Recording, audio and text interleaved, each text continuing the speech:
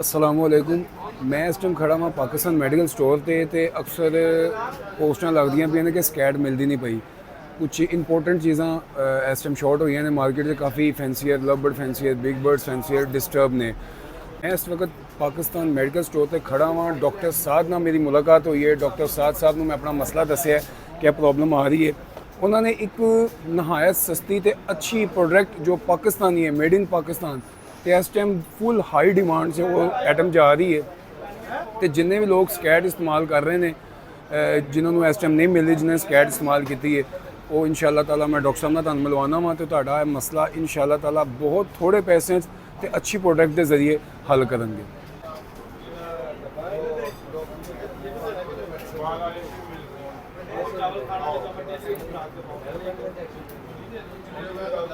जी अस्सलाम वालेकुम डॉक्टर साहब। जी वालेकुम अस्सलाम। क्या डॉक्टर साहब हमारे ਸਾਡੇ कुछ फैंसीयर ਨੂੰ एक प्रॉब्लम आ रही है, स्कैट मिल नहीं रही ऐसे ही है बिल्कुल। ਤੇ ਉਹਦੇ ਬਾਰੇ ਜੋ ਤੁਸੀਂ ਮੈਨੂੰ ਦੱਸਿਆ ਤੁਸੀਂ ਸਾਡੇ ਦੋਸਤਾਂ ਨਾਲ शेयर करो जी। ये एक आइटम है आइवरजन, आइवरमेक्टिन है इसके अंदर फॉर्मूला।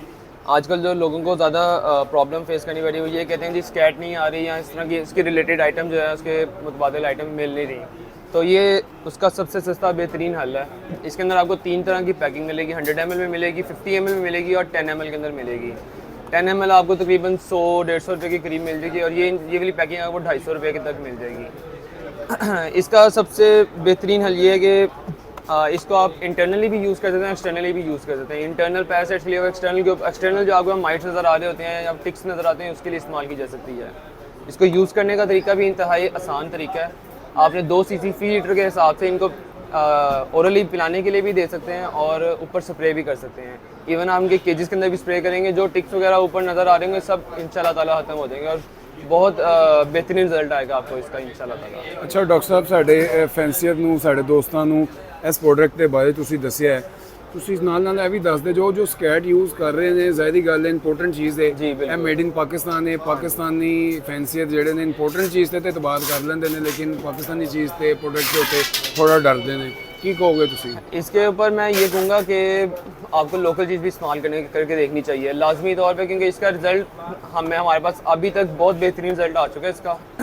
ये नहीं है कि जी कि यूज़ किया कोई फ़र्क नहीं पड़ा, ऐसा नहीं। इवन हमने अपने बर्ड में, अपने शेड के अंदर इसको पर्सनली इस्तेमाल किया, उसका बड़ा बेहतरीन रिज़ल्ट आया है। सब टिक्स वगैरह जितने भी थे सब ऊपर से रिमूव हो गए, ऊपर से इनकी डीवर्मिंग भी होगी इंटरनली जो इनकी यूज़ थी। अच्छा डॉक्टर साहब, ਇਹਨੂੰ ਤੁਸੀਂ ਪਾਣੀ ਦੇ ਵਿੱਚ ਦੱਸਿਆ ਜੈਸਾ ਕਿ ਪਾਣੀ 'ਚ ਪਿਆਉਣ ਵਾਸਤੇ ਵੀ ਇਸਤੇਮਾਲ ਕਰ ਸਕਦੇ ਹੋ, ਕੇਜੀ ਸਪਰੇ ਕਰ ਸਕਦੇ ਹੋ, ਬਰਡ ਦੇ ਉੱਤੇ ਵੀ ਸਪਰੇ ਕਰ ਸਕਦੇ ਹੋ।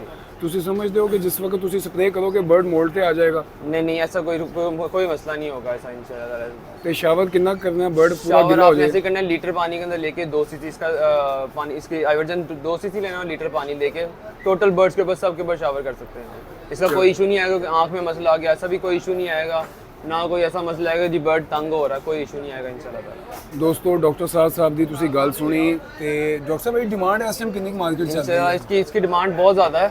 इवन लोग आके अब ये लेना शुरू हो गए हैं, स्कैट की जगह पे लोग इसको प्रेफर कर रहे हैं। अब काफ़ी लोग जो हैं, काफ़ी लोगों को हमने खुद इवन जो हमारे अपने क्लोज फ्रेंड्स थे उनको हम हर बंदे को ये इस्तेमाल करने के लिए कहा और इसका बहुत बेहतरीन रिजल्ट भी आया है। डॉक्टर साहब ऐसा एक बार फड़ के फिर साढ़े दोस्तों को दिखा दियो, तेरा नाम वगैरह दोस्तों दस दियो। आइवरजन नाम है इसके अंदर और सॉल्ट जो है इसके अंदर आइवरमेक्टिन सॉल्ट है इसके अंदर।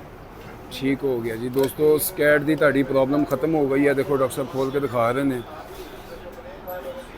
तो तुसी यूज़ करवाना है तो पाकिस्तानी प्रोडक्ट है तो इंशाल्लाह ताला तुहानू बड़ा फ़ायदा होएगा। मैं भी आया सर डॉक्टर साहब को स्कैट के हवाले गल की, डॉक्टर साहब ने मैंने यह रिकमेंड किया जी तुसी यह यूज़ कराओ, तुसी स्कैट भी भूल जाओगे, इतना अच्छा रिजल्ट है।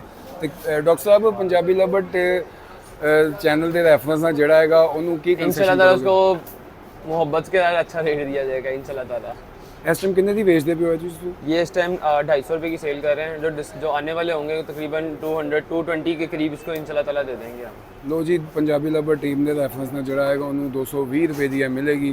तो जनाब ਤੁਹਾਡੀ ਸਕੈਟ ਦਾ ਤੇ ਤੁਹਾਡੇ ਮਾਈਟਸ ਦਾ ਮਸਲਾ ਹੱਲ ਹੋ ਗਿਆ इंशाल्लाह ताला। ओके जी, थैंक यू।